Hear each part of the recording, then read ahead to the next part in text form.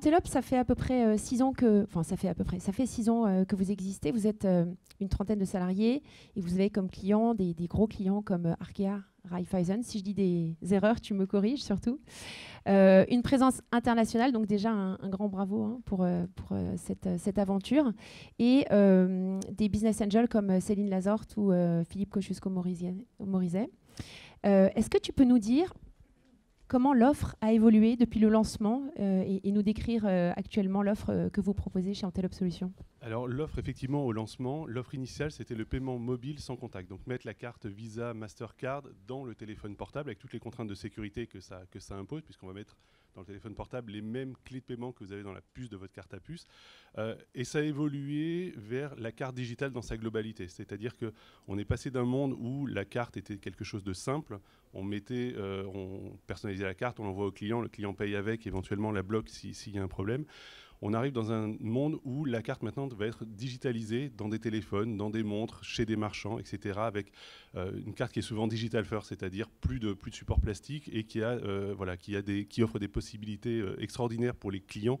Et nous, voilà, c'est cette offre qu'on va fournir aux banques et aux startups d'ailleurs aussi, hein, et qui va leur permettre justement de masquer toute la complexité et de se focaliser sur les aspects produits et consommateurs autour de cette carte digitale. Et les usages ont beaucoup changé ces 5 dernières années? Alors, dans le domaine du paiement, les usages changent assez lentement, on va dire au moins dans notre partie du monde, mais c'est en train d'arriver. Là, on est en train d'arriver sur le paiement mobile et c'est vraiment on est vraiment dans les années où ça va vraiment exploser.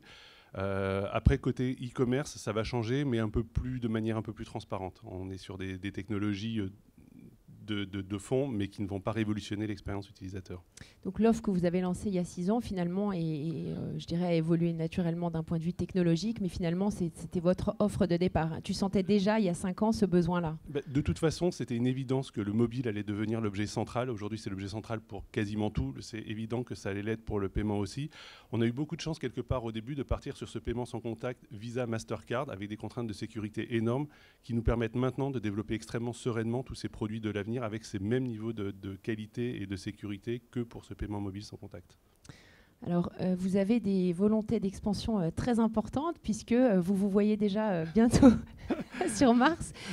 Comment est-ce que vous allez nous emmener sur Mars avec votre solution ?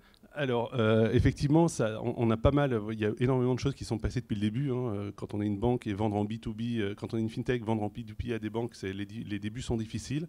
Mais toi, tu venais, pardon, je te fais une petite parenthèse, mais tu venais du milieu des paiements. Voilà, du milieu des paiements, chez les banques françaises, chez Carte Bancaire, chez Visa. Voilà. Donc, je connaissais bien le domaine, mais pour autant, il faut convaincre. C'est pas facile. Les débuts ont été assez lents, on va dire, pour convaincre, mais le marché français, en fait, s'est très vite fermé. Donc, on est très vite parti à l'international. Et, dans quel pays vous êtes allé ? Alors, je ne vais pas tous les lister. On est présent dans 21 pays, depuis l'Équateur, le Brésil, la Colombie, jusqu'à Singapour, si on va vers l'Est. Donc, effectivement, on s'est énormément développé vers l'international. Donc, voilà. Peut-être revenir un petit peu en France dans les prochaines années aussi, mais continuer cette expansion internationale. Et en termes de développement produit, est-ce que vous avez envie d'aller tester autre chose ?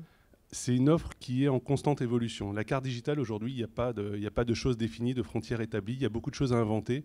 L'objectif, c'est de faire des produits les plus user-friendly que les clients finaux vont utiliser et en se basant sur les standards du marché, mais en les tournant de façon à faire des produits à la fois simples à utiliser pour les clients et simples à intégrer pour les banques et les startups. Et vous avez envie d'aller faire de nouvelles levées de fonds. Vous avez fait donc une levée auprès de Business Angel. Est-ce que vous allez peut-être aller chercher encore des fonds auprès de VC, par exemple ? Alors pour l'instant, ce n'est pas prévu. On a atteint la rentabilité, donc on pourrait aller chercher des fonds pour accélérer, mais chercher des fonds, c'est aussi une opération coûteuse en énergie et en temps. Aujourd'hui, voilà, on a la chance d'être rentable et de pouvoir assurer nos besoins avec nos fonds. Parfait. Juste, parce qu'on a encore un tout petit peu de temps, en termes d'équipe, vous êtes répartis à peu près comment ? Vous êtes tous donc en France, basés en France, ou vous avez des filiales Oui, on est basé en France, effectivement. Alors de moins en moins dans les locaux avec le Covid, hein, mais on est basé en France, on voyageait beaucoup, et on a pris cette habitude de travailler à l'autre bout du monde, mais en visio, et ça marche très bien. Parfait. Merci Nicolas. Est-ce que tu as un mot de la fin pour clôturer ce Rex ? Un mot de la fin, non, pas forcément. On est dans un milieu qui est en constante évolution, qui est vraiment passionnant. Il y a énormément de choses à faire pour les années à venir et clairement, on sera là. Parfait. Merci beaucoup. Merci beaucoup.